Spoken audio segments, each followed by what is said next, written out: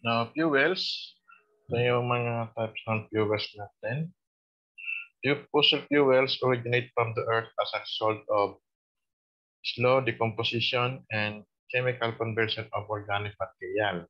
They come in three basic forms. Merong solid, like coal, liquid, merong oil, and natural gas.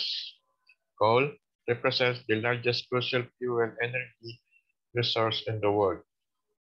A fuel is composed of chemical elements which, in rapid chemical union with oxygen, produce combustion.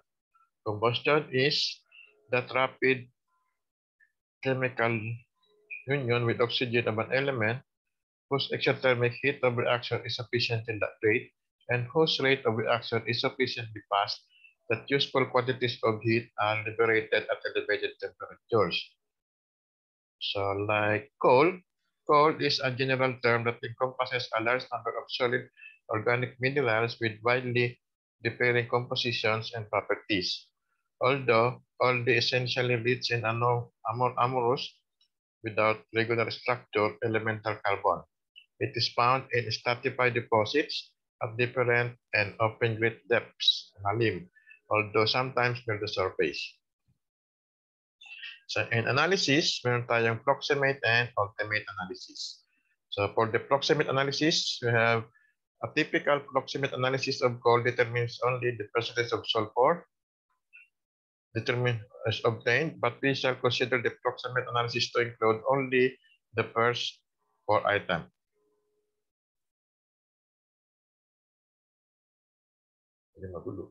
Moisture is determined by subjecting a 1 gram sample of the coal to a temperature of 220 Fahrenheit to 230 Fahrenheit for a period of exactly 1 hour. So the loss in weight of sample during this period in percentage is an indication of moisture content of the coal. So sa testing. So MLab tayo, di ba? Ito yung mga procedure.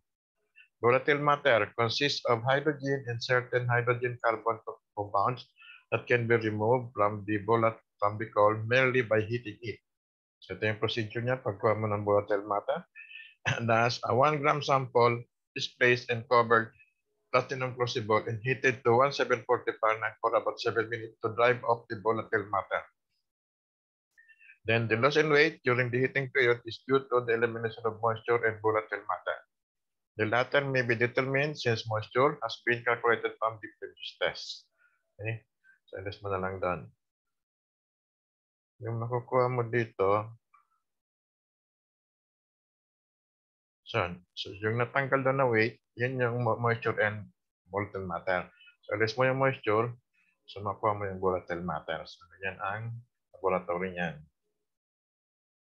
Now, the test for percentage of ash in the fluid is performed by heating the sample of gold used in the moisture determination, so galing doon, so temperature of 1 to 90 Fahrenheit to 1 to 80 Fahrenheit in an uncovered crucible with good air circulation until the coal is completely burned.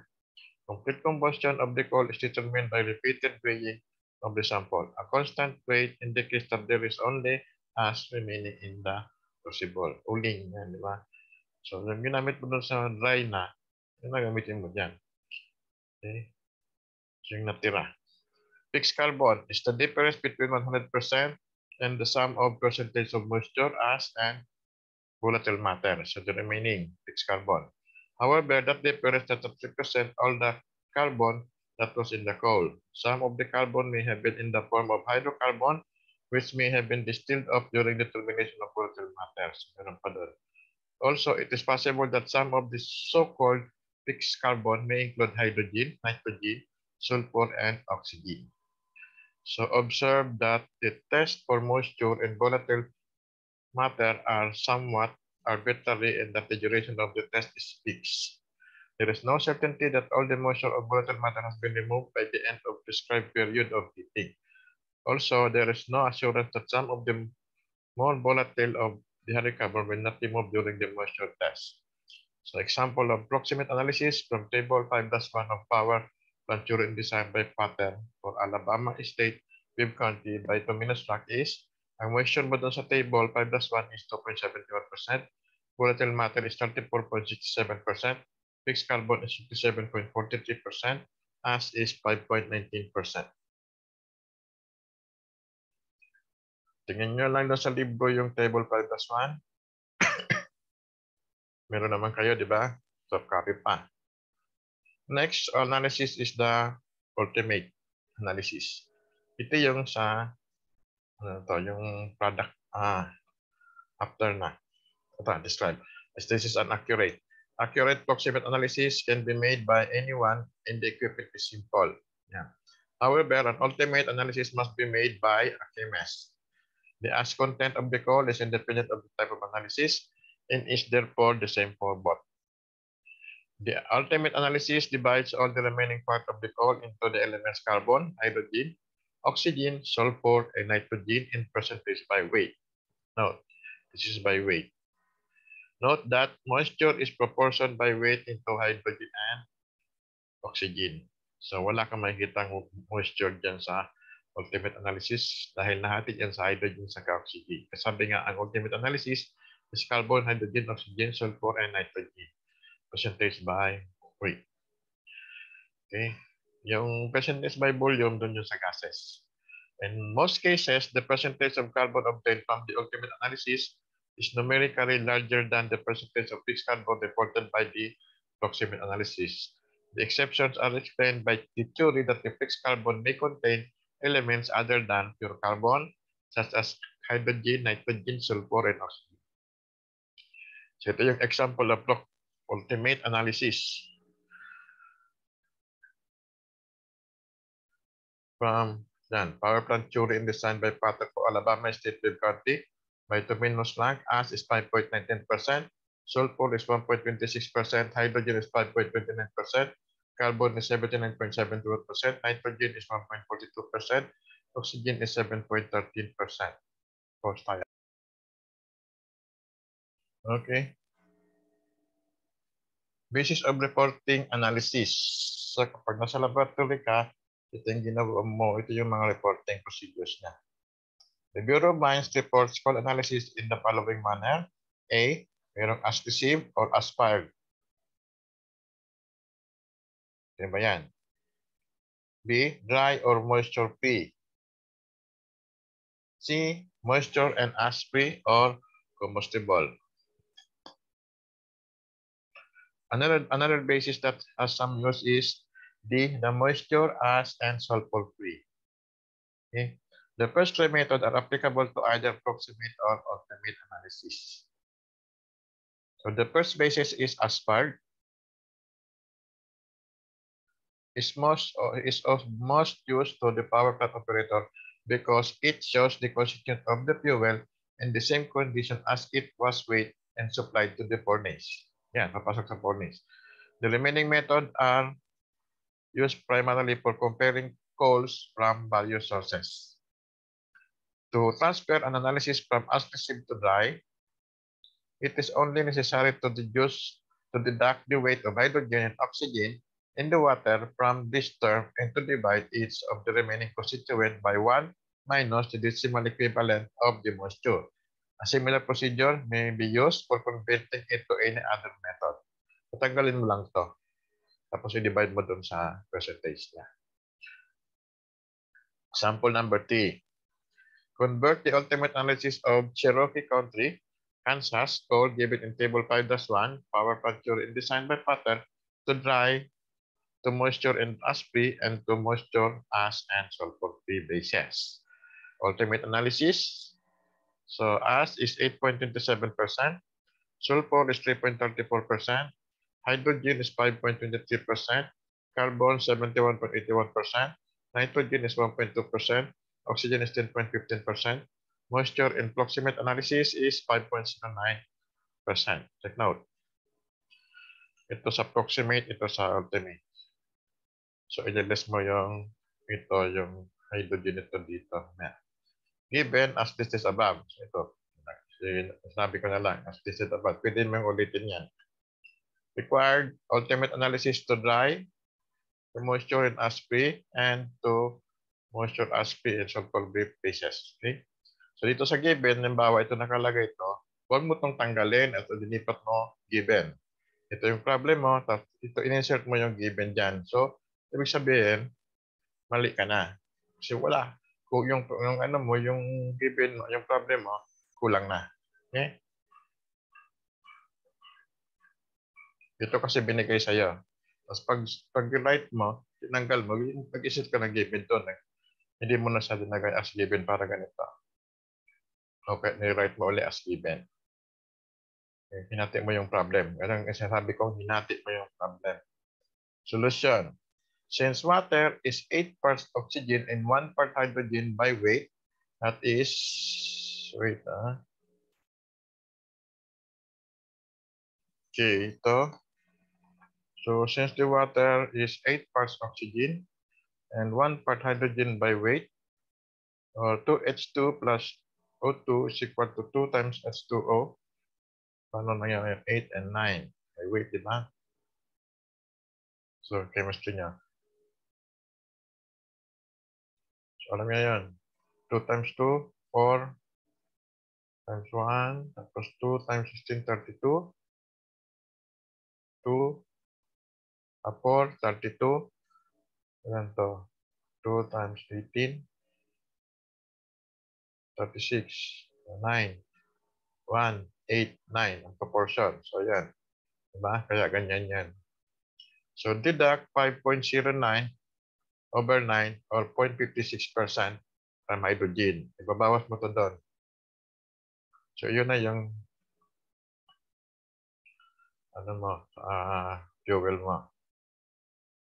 Tinanggal mo yung moisture.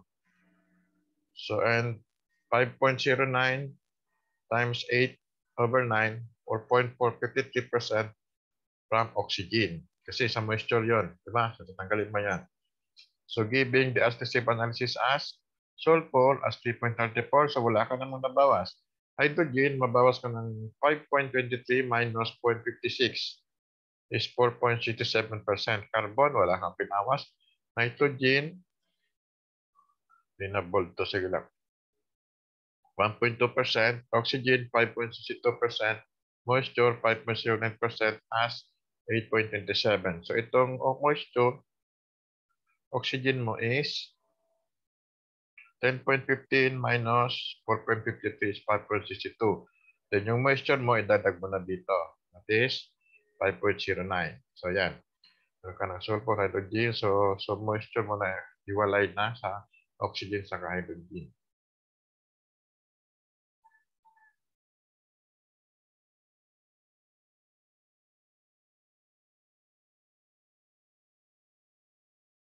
Wait, ayusin natin.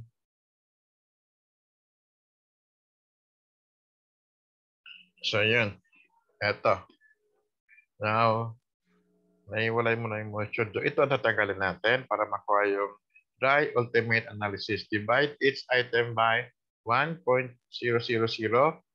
minus 0.0509 or 0.9191. Okay, for decimal places and huwag mag-round up. Baka ito, 5.09 over 9. Gawin yung decimal 2 decimal, 0.56% kasi magana po ng abante pa yung dalawa. This is 4.53%. Okay? Huwag yung gawin 0.6, 4.6. Or itong given, dinalop mo itong 8.3. So walang dapat gawa nun. Kasi sabihin, given nga yun, binabago mo pa. Okay? So ito, 0.9191. Okay? Huwag yung gawing 0.92. Kasi itong 0.509 is given. Hindi nyo pwedeng galawin yan. Okay? Then sulfur na is 3.34 divided by 0.9191 is 3.52%. Kalimutan yung percentage. Hydrogen is 4.67 divided by 0.9191 is 4.92%. Carbon, 71.81 divided by 0.9191 is 75.67%. Nitrogen, 1.2 divided by 0.9191 is 1.26%. Oxygen, 5.62 divided by 0.9191 is 5.92%.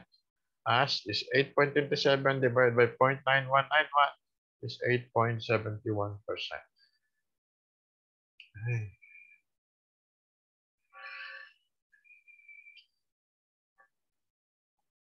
And divide its item except ash by 1 minus 0.000 minus 0.0871 to get the combustible basis. Kasi wala ng ash doon, di ba?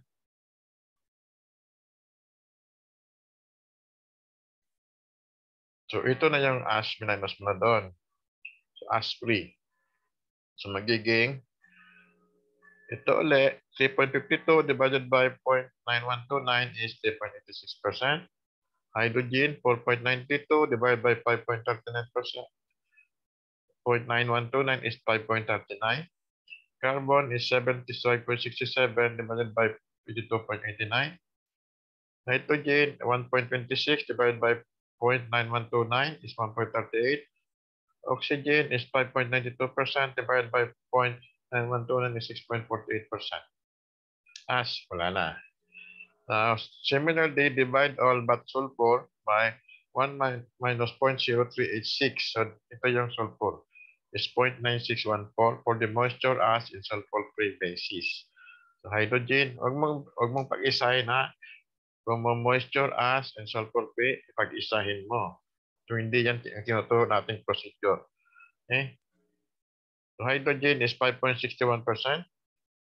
3.86 divided by 0.9614. Wala. Wala na itong sulfur. Dito ka na. 5.39 divided by 5.61%.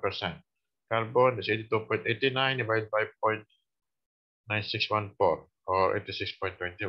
Nitrogen is 1.38% divided by 0.9614 is 1.44. Oxygen is 6.48 divided by 0.9614 or 6.74%. So ito na yung analysis mo. Okay, wag niyong isahin na 1 minus yung percentage ng moisture, minus percentage ng ash, minus percentage ng sulfur. So, hindi yun ang tamang procedure o tinuturo nating procedure. Okay? Para sa discount, iba yung less 10 sa less 5, less 5. Tingnan mo, iba yung value. At ano yun? May mas malaki doon. Next is sa testing ng so ginagamit sa laboratory ng mga sa fuel is nahanap nila yung heating value. So ito yung mga equation. Theoretical na kumpara mo. So heating values of fuel, certain empirical formulas have been developed from which the higher heating value of coals may be estimated. Coal lang sa coal. One of the most popular of this formula is the Dulong's equation. So, memorize nyo ito kasi pag nag-exam kayo, kahit saan mga power yan ito yung void na most used equation, the Dulong's equation, in which the higher heating value is calculated from the ultimate analysis by multiplying the weight of each of combustible elements in 1 pound of the coal by the heating value of that element. Thus, higher heating value HSV is equal to 14,600 C plus 62,000 times H2 minus O2 over 8 times 4050 S, where HSB is the higher heating value with per pound. This unit C is the carbon in 1 pound of fuel in pound. H2 is hydrogen in 1 pound of fuel. O2 is oxygen in 1 pound of fuel. S is sulfur in 1 pound of fuel. And SI units, this is equal to the 33,964 C plus 144,229 times H2 minus O2 over 8 plus 9421 S. So, check nyo lang yung mga symbols at isang kilogram. Okay? Aling madaling memorize. Kami, memorize namin yung SI. Okay? Yan, madali lang. Next, Dulong's formula approximate the heating value of the fuel on the ash-to-sieve, moisture-free, or moisture in ash-free basis in accordance with the basis used for determining the weight fraction substituted into the equation. The disadvantage of this formula is that an ultimate analysis is required. Kailangan accurate. The term H2 minus O2 over 8 assumes that all the oxygen in the fuel has been previously combined with the hydrogen and the fuel. Similarly, similar formulas may be developed for any fuel by selecting appropriate heating values for each of the constituent or compounds in the fuel. What are the classification of coals? So sa mga reviewer nyo, nakikita nyo ito, di ba? So classification of coals. Heat is characterized by high moisture content with only percentage of volatile matter and fixed carbon. Heat is not used as a fuel for power plant because of its high moisture content. However, it may be partially dried and compressed for use as a fuel in other applications. Lignite represents the next stage in the development of coal. Its heating value is considerably higher than that of peat, and its fixed carbon and volatile matter are also larger. This coal is often suitable for power generation. After drying, lignite slugs or disintegrates into small flakes, making shipment difficult. Some lignite is brown in color. So bituminous is the next rank above lignite. Shipment and storage of this coal is also hampered by slacking, a quality that serves to distinguish it from other grades of bituminous. So bituminous is black in color. Bituminous coals are all characterized by low moisture content and non-slacking properties. Also, the heating values are much higher. Most bituminous coal are of the caking type while others are non-caking or free-burning. Next is semi-anthracite is a much harder coal than semi-bituminous. Because of its scarcity, the price of this fuel is usually too high for power generation. Anthracite is also scarce. Because of its high cost, it is used primarily for domestic purposes. The ash content is usually low and the coal is hard with a shiny surface. Although the fixed carbon content of anthracite is higher than that of any coal, it does not have the highest heating value. It burns with a short and bluish flame. Super anthracite is very difficult to ignite and therefore has little significance in the power grid. It borders on graphite. So next ang graphite. Oils. Petroleum are said to be the result of marine growth and vegetation that were deposited during past ages when large areas of land were submerged by the sea. Like coal, these deposits were covered by sediment. Later, shifting and movements of the earth crust compressed and heated deposits, causing them to decay and to form hydrocarbons. Some of the hydrocarbons are light and either gaseous or very volatile, when others are heavy liquid. Note that with most petroleum have about 85% carbon, so that the ultimate analysis cannot be used as the criterion in classifying and specifying this type of fuel. Density. Properties na to. Density is usually expressed in the form of a specific gravity as the ratio of the weight of a volume of the oil to the weight of volume of water at 60 Fahrenheit. So when the specific gravity is given for 60 over 60, that is the Fahrenheit, the term means that the air density was measured at 60 Fahrenheit, the upper figure, and the water density taken at 60 Fahrenheit. Two other scales are used to specify the density of oil. The API scale, American Petroleum Institute, and the Boehme scale, Boehme. The relationship of these three scales are as follows. Degree API is 141.5 over a specific gravity at 60 Fahrenheit minus 131.5. Degree Boehme is 140 over a specific gravity at 60 minus 130. Now, if this measurement is made at some other temperature, a correction is in order. The volumetric coefficient of expansion beta of oil is 0.0007 per degree C or 0.00039 per Fahrenheit. So this is now the equation. Specific gravity at T Fahrenheit is equal to the specific gravity at 60 Fahrenheit over 1 plus beta times T minus 60 Fahrenheit in English units. So ito ang gamitin mo na English. Itong isa SI, so ito na may gamitin mo dito. Okay? Sample number 4.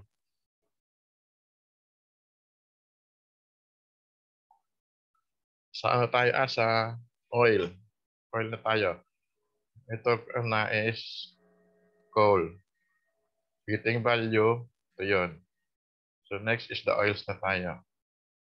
So, at 28 degrees API oil has a temperature of 4.4 C. Intensity in kilogram per liter will be calculated. So given degree API is 28, temperature 4.4 C. Required density in kilogram per liter at 4.4 degrees C. Solution degree API is 141.5 over the specific gravity of 15.6 C minus 131.5. Rearrange. So this is now equal to 141.5 over 131.5 plus degree API. So the specific gravity is 141.5 over 131.5 plus 28 is 0.887. At 4.4 C is specific gravity at this is specific gravity 15.6 over 1 plus beta times T minus 15.6.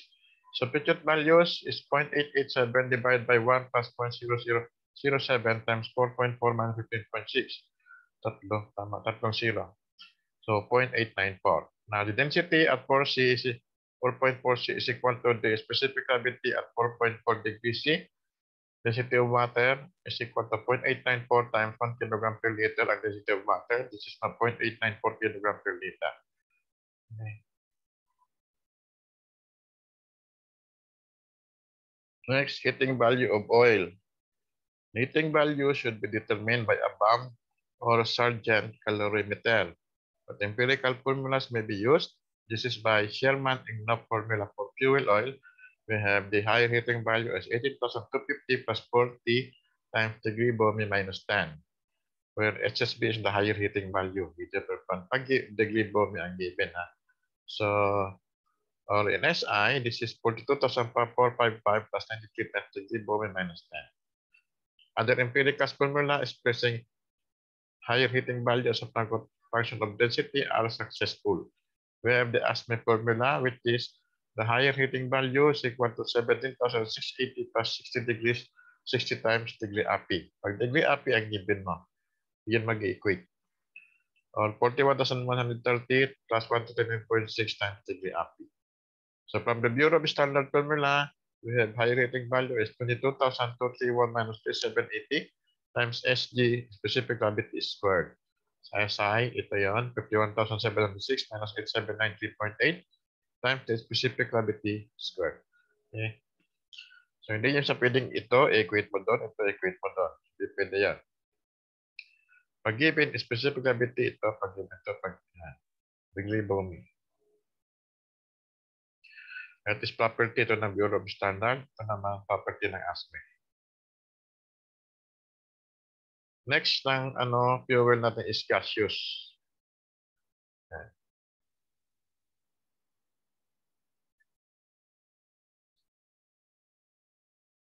Tapos ito.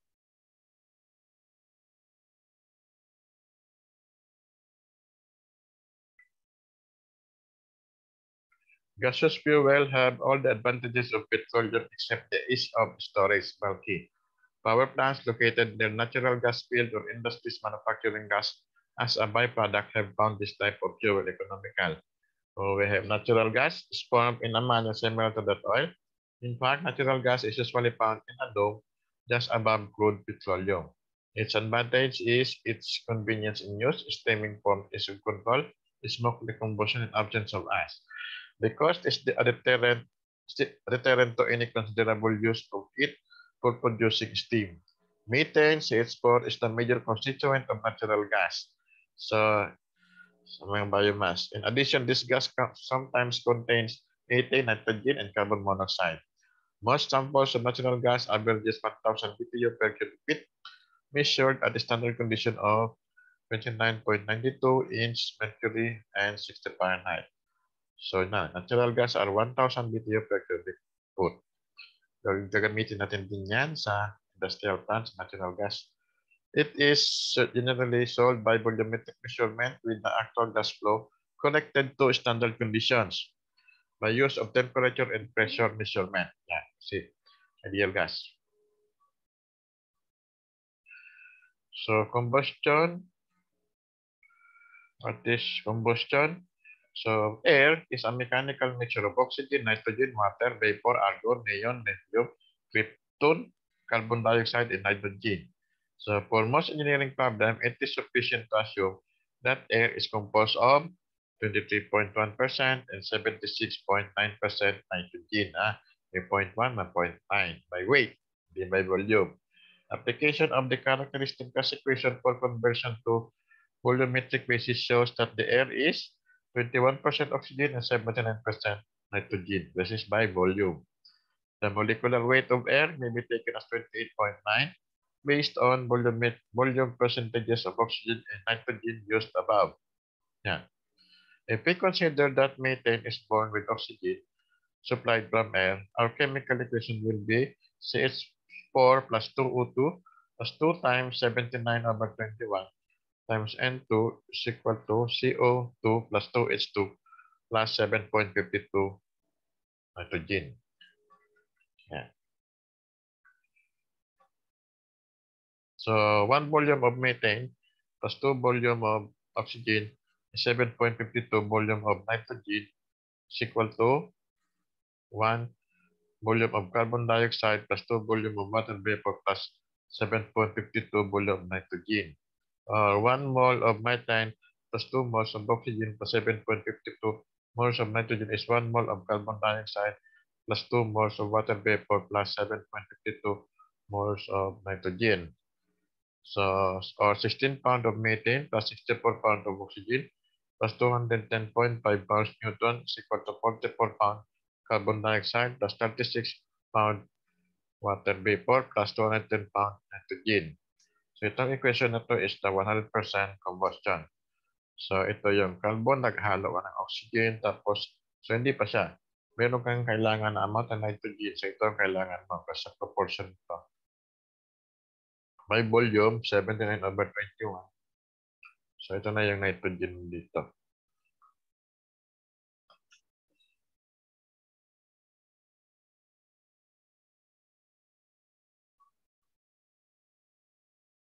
Then CH4 plus 9.52 air. Ang air kasi is, ito nga, 25% oxygen and 79%. Yan. So mag-add na to. 2 plus 7.52 is 9.52. This is CO2 plus 2H2O plus 7.52. Meaning 16 pounds of methane plus 274.5 pounds of air is 44 pounds of carbon dioxide plus 36 pounds of water vapor air plus 210 pounds nitrogen. So, review your combustion engineering. Hindi lang yun, puro cycle. Thus far, the chemical equation have been written on the assumption that this molecule of fuel will come in contact with proper amount of oxygen to support combustion. So, such perfect mixing of fuel and combustion cannot be realized in a practical combustion chamber. An excess of air must be supplied to the boiler to assure that all molecules of fuel will find the necessary oxygen for complete combustion. An appreciable quantity of carbon monoxide will soon in the fuel as indicates that insufficient and oxygen is being supplied to the furnace. Naman. Pag meron kang carbon monoxide dito, ibig sabihin sufficient yung oxygen. Okay.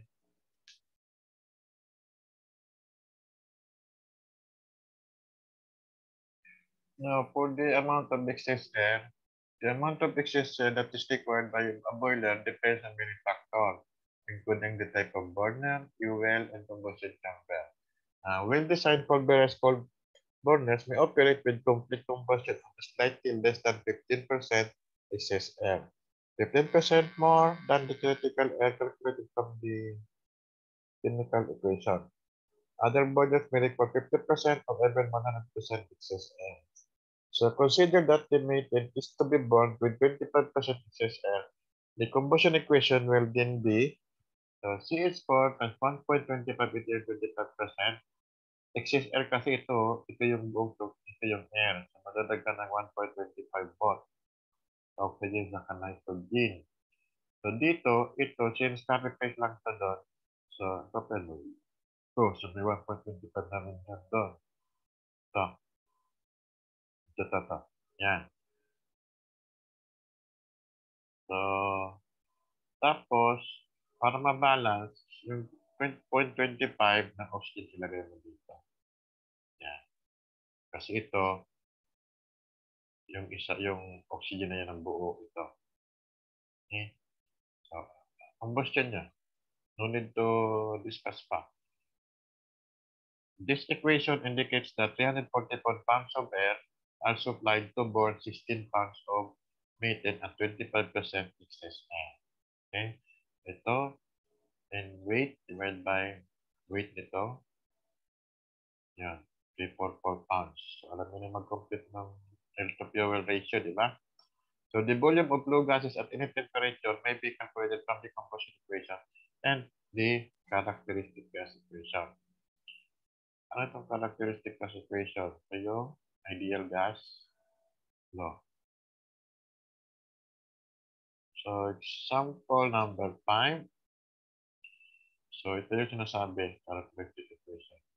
Determine A, the theoretical air required for combustion of Cherokee County, Kansas code. B, the volume of wet flue gases at 20% excess air and 540 Fahrenheit.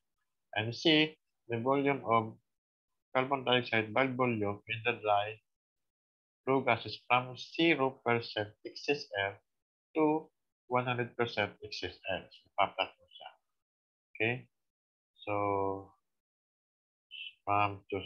lagyan na ng given, required. So, yun na edit. From power plant Turing design, ito yung value mo is either given or isabay sa solution. C is equal to 0.7181. S2 is 0.0523. So, lagay nyo lang as given to. Required, itong ABC. Yan. O2 is 0.1015. S is 0.0334. And 2 is 0.012.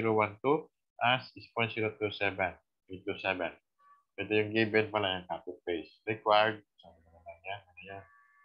So, lagyan natin para maganda. So, yan. Ito na yung required. Sinulat ko lang ulit yan. So, okay?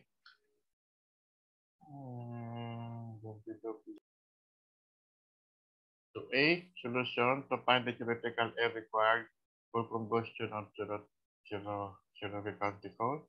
Actually, ito may formula to. Yan. So, dito, umpisa tayo sa walang formula. Okay? So, solution, ito yung ultimate analysis. Ito yung reaction. So, means 12 pounds of carbon, 32 pounds of oxygen equals 44 pounds of carbon dioxide. So, kaya magiging carbon is, ang oxygen dito is ilan? 32/12 nung carbon. Carbon mo.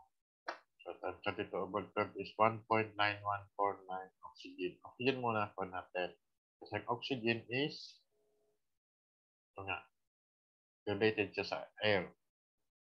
Yan. 0.231, di ba? Ito yun. By mass, 23.1% oxygen and 76.9% nitrogen. So, pag yung divide mo ng 23.1%, that is, amount of oxygen, divide mo ito, that is an amount of air na. Okay? Ayan. So, computin mo lahat ng oxygen dito. So, 1 pound of hydrogen plus 8 pounds of oxygen is equal to 9 pounds of water. So, ang hydrogen mo dito is 0.0523 times 8/1. 8/1. Okay. One ratio. 0.4184. So, oxygen is 0.1015 is negative 0.1015. Bakit minus? Kasi,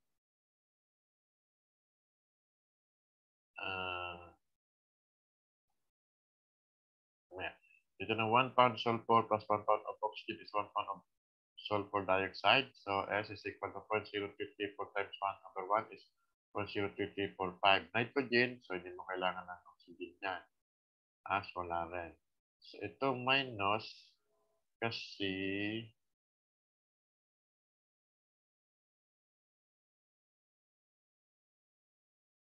hindi siya required.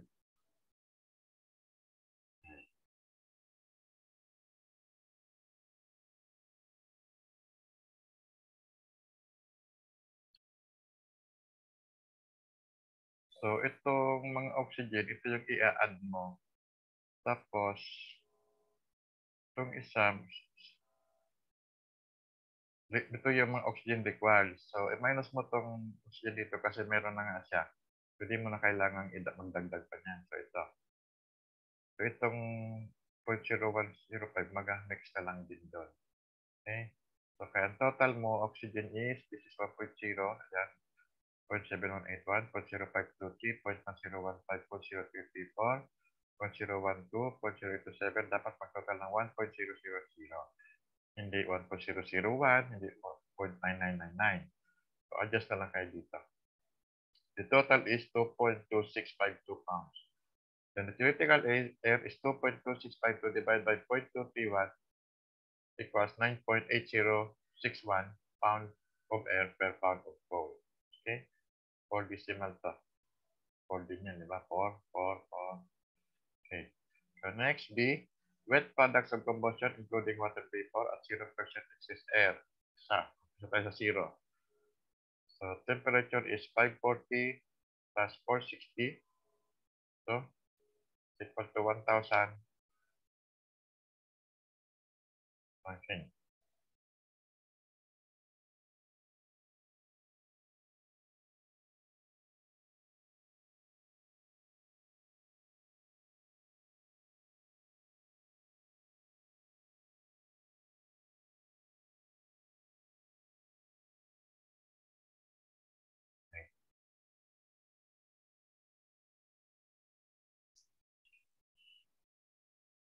Okay. We start at 0%.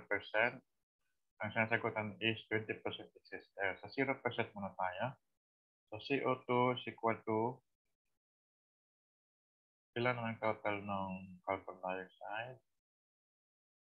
Yung product of combustion mo is merong CO2, H2O, SO2, and nitrogen. Diba? May carbon, hydrogen, sulfur. So, ito yung product mo. So, carbon dioxide is, so carbon and oxygen. So, this is 0.7181 plus 1.9149. Ah, carbon plus oxygen. Carbon mo is 0.7181. So, the weight is 2.633 pounds. Multiply mo ng RT over P para maging volume. So, 35, ito yung R ng carbon dioxide, times 1,000 over 144 conversion factor times 14.7 PSI kasi ito. Okay? Is equal to 43.54 cubic feet. So, water naman is the water plus the oxygen is 0.0523 plus oxygen sa H2 is 0.4184 is equal to 0.4707 times 85.7 times 1,000 over 144 times 14.4. This is the R value of water and equals to 19.06 cubic feet. Then sulfur dioxide is sulfur 0.0334 plus 0.0334 oxygen is equal to 0.0668 times 24.1 times 1,000 over 144 times 14.7 is 0.76 cubic foot. Nitrogen is 0.010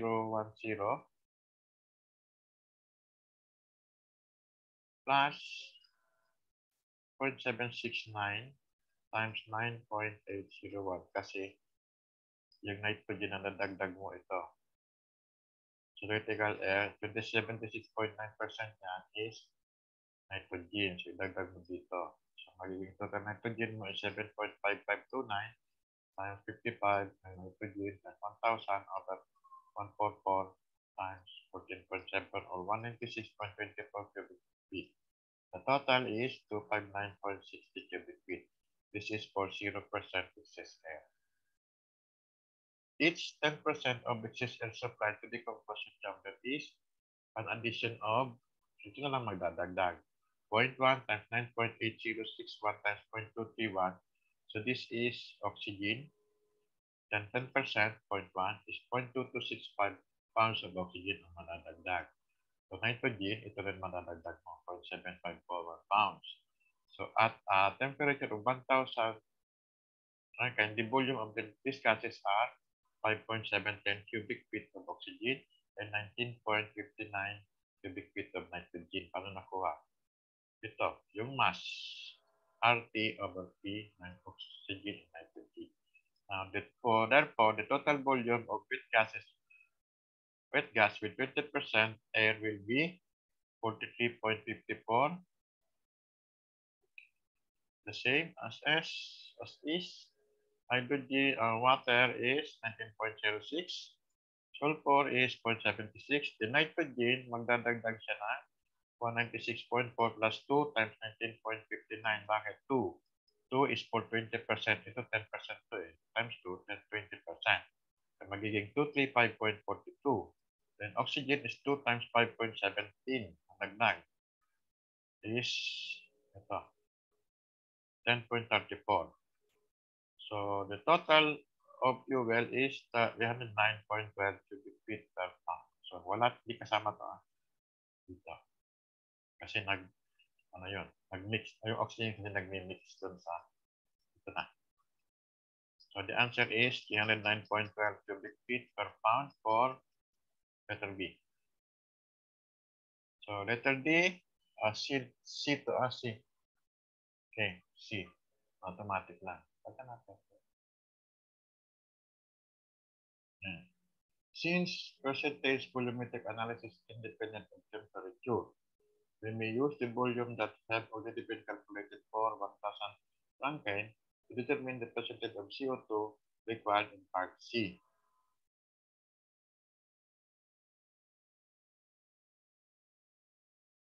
Deduct the volume of water to reduce the gases to the dry basis. For each 10% in excess air, the volume of gases will increase 5.17 plus 19.59 or 24.76 cubic feet per pound of fuel. So at 0,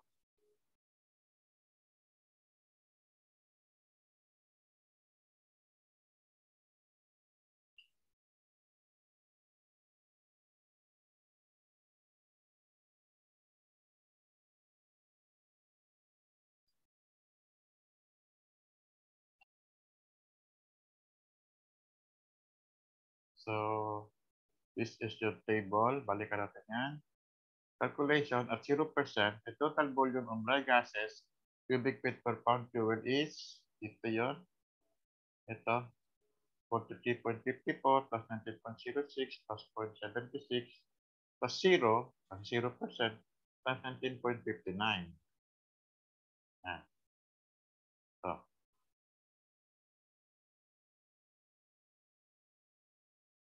plus 0 times 5.417 is equal to 240.54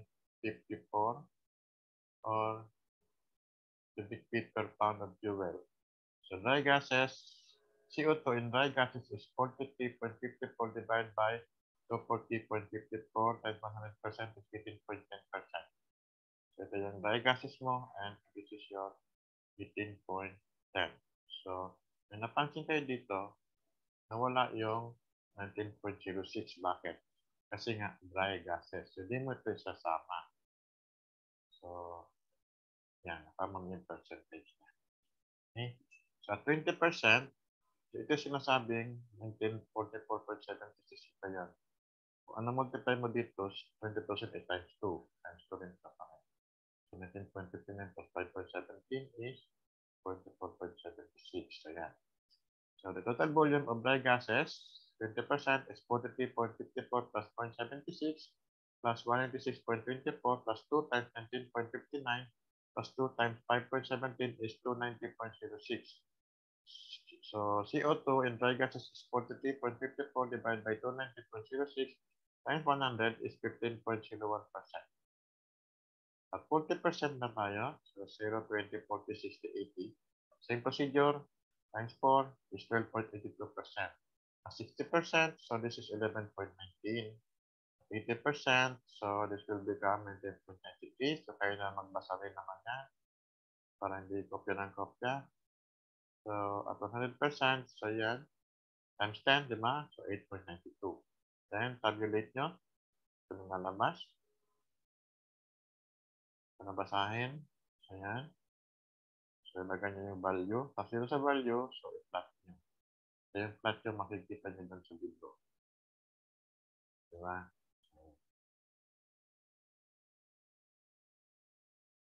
So, from the problem, so ito, gawa kayo ng ganito. Okay, hindi ito, kundi gawa kayo ng ganito.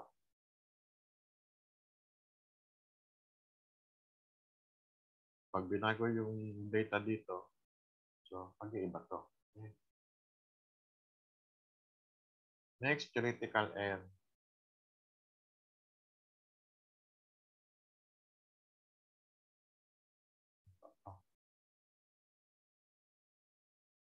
Okay.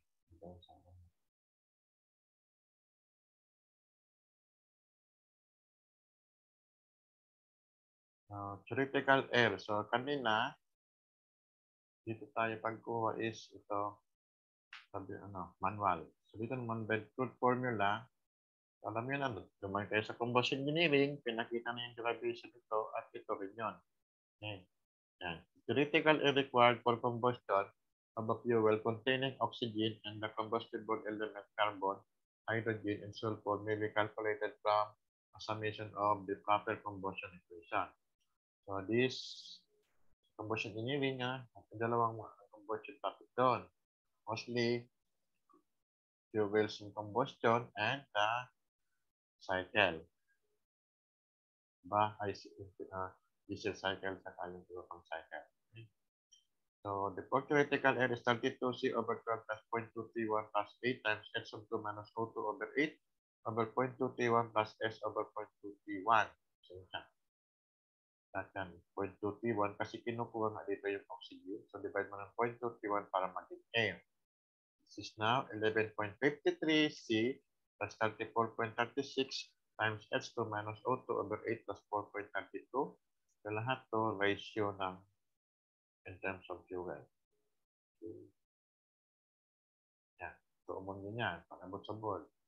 Then, kubigo yan. The nitrogen and ash are inert and therefore do not enter into the combustion of fuel. The oxygen in the fuel, so wala yan. Oxygen in the fuel is assumed to be combined with hydrogen in the form of water, as in Dulong's formula. Equation 28 may be used for any fuel containing three combustible elements listed, provided the ultimate analysis of the fuel is known. Okay. So calculations of theoretical air requirement for many coals in oils have shown that there is an approximate relationship between the theoretical air and higher heating value of the fuel. So this relationship, W3 is 7.65 times higher heating value divided by 10,000, may be used for rough estimates. So hindi always. Pag may given kang ultimate analysis, gagamitin mo to, so mali ka. Kasi nag-estimate ka lang, andyan naman kaharap mo yung accurate data. Okay? Pag wala kang data, so mag-estimate ka. Pag meron, huwag ka mag-estimate. Sabihin, tinamad ka. So the constant in this equation will vary for different coals and maybe slightly different for oil. So the value given is an average for typical coal.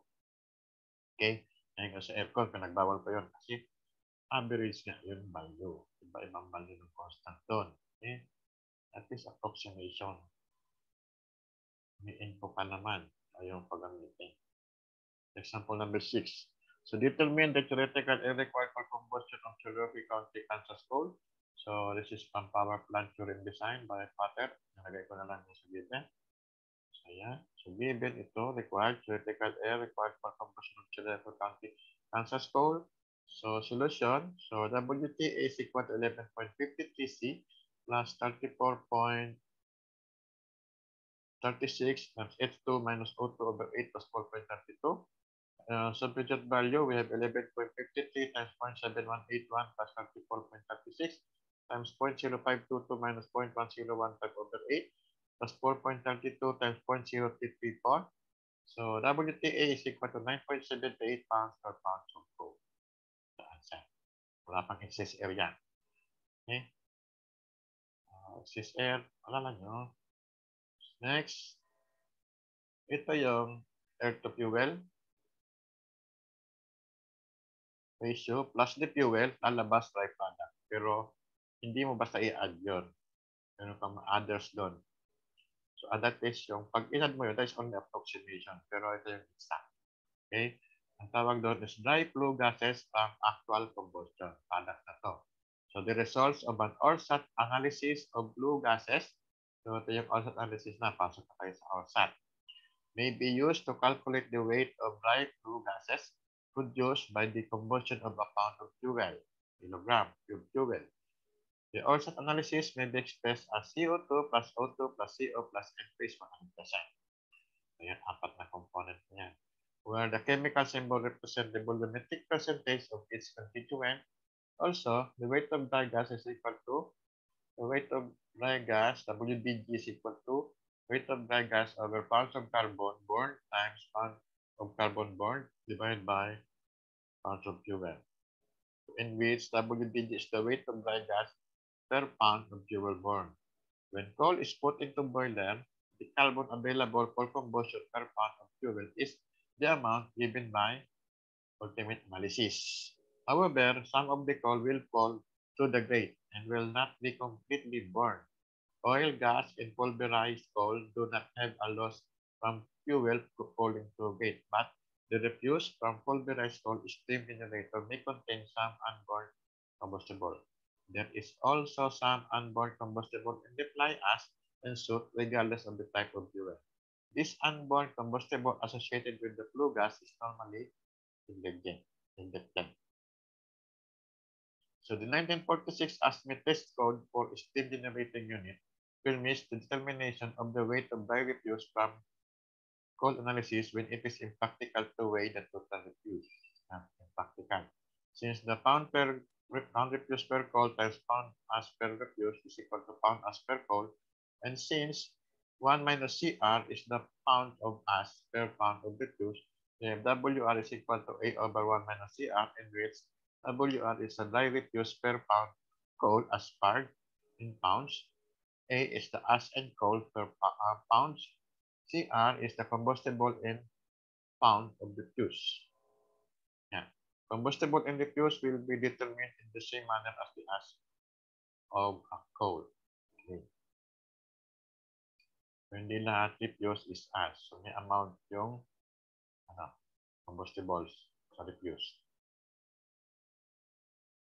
And the carbon actually burned per pound of ash-fired coal may be calculated either from heating value of the refuse or by assuming that all of the combustible in the refuse is carbon. The carbon actually burned will be the carbon in the coal minus the unburned carbon. Since the unburned carbon is WR minus A, then CAB is equal to C minus WR plus A, where CAB is the carbon actually burned per pound of fuel, pounds. C is the carbon in 1 pound of fuel, pounds. Other symbols are as in equation 32. Or CAB is equal to C minus WR times HBR over 14,600 by the refuse heating value method if the HBR is the heating value of the refuse. If the HBR is given. So no need to use this. Okay? Kasi nga, kaya nga, ginibin yun para gamitin mo to. Ito. Okay? No problem. May problem kasi, pininagay ito, nandun sa problem, pagdating sa solusyon, nawala, di ginamit yun. So that is wrong. Pag-resolving tayo eh. Diba? In order to develop an expression for the weight of dry gases per pounds of carbon actually burned, the ORSAT analysis must be converted into weight analysis. Percent volume may be considered the same as percent moles, since all gases have the same volume at 359 cubic feet at 32 Fahrenheit and 14.7 psi per mole. To convert from moles to weight in pounds, multiply moles of a constituent by the molecular weight. So CO2 prime is 44 CO2, O2 prime is equal to 32 O2, CO prime is equal to 28 CO, and 2 prime is equal to 28 N2. And with the prime, represent gravimetric percentage and other symbol as in equation 30. And the weight of dry gas is proportional to CO2 prime plus O2 prime plus CO prime plus N2. And the weight of dry gas is also proportional to 44 CO2 plus 32 O2 plus 28 times CO plus N2 kasi isa lang parehas ng numerical value. Then all the carbon bonds must form CO2, CO, or hydrocarbons. But since hydrocarbons cannot be determined by standard or set apparatus, all carbon bonds must be assumed to leave the boiler in the form of CO2 and CO, of which 12 over 44 of the weight of carbon dioxide is carbon and 12 over 28 of the carbon monoxide is carbon. Thus, parts of carbon bond is proportional to 12 over 44 times CO2 5 plus 12 over 28 CO5 or proportional to 12 over 44 times 44 CO2 plus 12 over 28 times 28 CO2. Then, weight of dry gas is equal to 44 CO2 plus 32 CO2 plus 28 times CO plus N2 over 12 times CO2 plus CO, carbon actually burned, or is equal to 11 times CO2 plus 8 times O2 plus 7 times CO plus N2 over 3 times CO2 plus CO times the carbon actually burned. So this will become also 4 CO2 plus O2 plus 700 over 3 over CO2 plus CO times CAB. Now, the gas analysis used in equation 2, 41 and 42 must be volumetric. Okay? Either decimal or percentage may be used for volumetric analysis in equation 41, but only percentage can be used in equation 42. Kasi nga, yung 700 kasi percentage. Now, the boiler test code uses this formula but corrects to the account of SO2.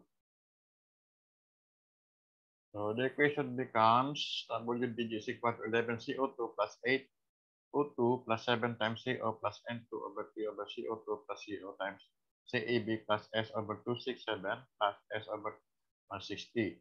The value for sulfur must be expressed as a percentage in equation 43. Tandaan yung mga notes, ha? Baka hindi nyo tinatandaan, hindi nyo i-review, pasok kayo ng pasok ng value doon. Okay? Ito decimal, ito percentage. Ito percentage. So, tama. Pero pagdating dito, percentage mo, so hindi pa. Okay? Example number 7. A flue gas analysis from the combustion of cellulosic comes coal shows 14.2% CO2, 0.3% CO, 4.8% CO2. There was 0.115 pounds of refuse collected for each ton of coal fired. Each pound of coal. Calculate the weight of dry gas per pound of coal. So, ito yung data mo from power plant, during design by pattern, ito yung data mo. Okay, C, 0.71 H1, H2, etc. Ang kailangan lang natin dito is ash.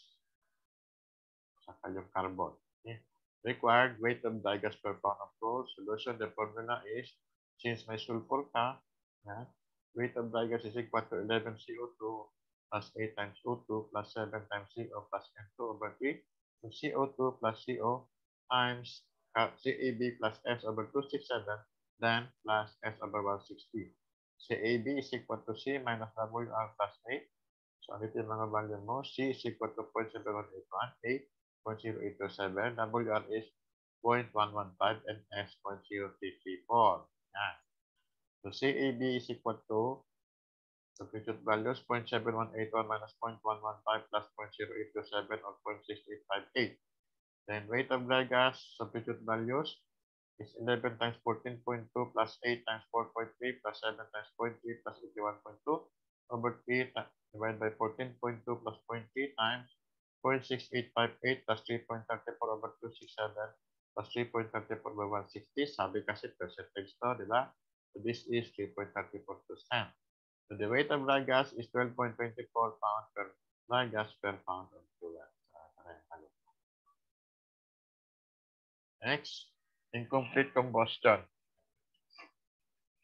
Any part of the flue gas that will burn represent incomplete combustion. More energy could have been released by mixing the partially burned substances with oxygen and continuing the combustion process. The only flue gas constituent measured by the Orson apparatus that would support further combustion is the carbon monoxide. A formula for the pounds of carbon supplied to the boiler that form carbon monoxide may be derived in a manner similar to that used for weight of dry flue gases per pound of sugar. So C sub I is weight of carbon in CO per pound of carbon burned times pound of carbon burned per pound of fuel. So Ci is equal to 12 over 20 times 28 CO over 12 over 44 times 44 CO plus 12 over 28 times 28 CO times CAB. So in which Ci is the pounds of carbon and CO per pound of fuel burned. And other symbol is in equation 30. So Ci is equal to CO over CO2 plus CO times CAB. Yan. Pounds of carbon in carbon monoxide. Next is the air actually used during combustion. So the weight of dry gases leaving WDG leaving the boiler includes the following. 1. All the carbon actually burned. 2. Nitrogen in fuel. 3. Sulfur in the fuel. 4. Excess oxygen from the fuel. So dito is from the apparatus given to. Ako may actually burned. So the quantity WDG, okay, yeah, WDG does the quantity WDG does not include the oxygen used to burn the hydrogen in the fuel, 8H2O. So yan. Subtracting item 1, 2, 3, and 6 from weight of blood and adding 8H2 will give the actual weight of air supplied for combustion. So baliktad niya ang process from the gas na. Is equal to weight of the gas plus 8 times H2 minus O2 over 8 minus CAB minus S minus M2. So values of H2OS, O2S, and N2 are obtained from the ultimate analysis of the fuel, and all values are expressed in decimals. Any moisture that entered with the fuel or air does not enter in the equation because the ORSAT gives dry analysis.